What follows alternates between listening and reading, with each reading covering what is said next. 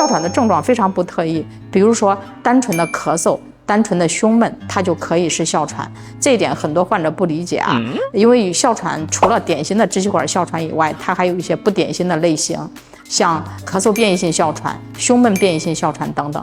咳嗽变异性哮喘，它就是唯一的症状就是咳嗽；胸闷变异性哮喘，它唯一的症状就是胸闷。还有一种叫隐匿性哮喘，也就是症状非常不典型。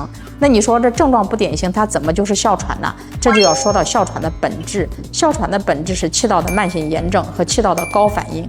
所以说你一旦具备气道高反应，它就是支气管哮喘了。怎么识别哮喘呢？流行病学调查显示，哮喘具有家族聚集性和遗传倾向性。近亲中如果有哮喘患者，关系越近，患病的风险越高。哮喘也有一些共病现象，比如说过敏性鼻炎、过敏性皮炎、湿疹等等这些过敏性疾病，这些人群更容易罹患哮喘。另外呢，像肥胖啊、精神压力啊、吸烟呐等等这些因素也会加重患哮喘的风险。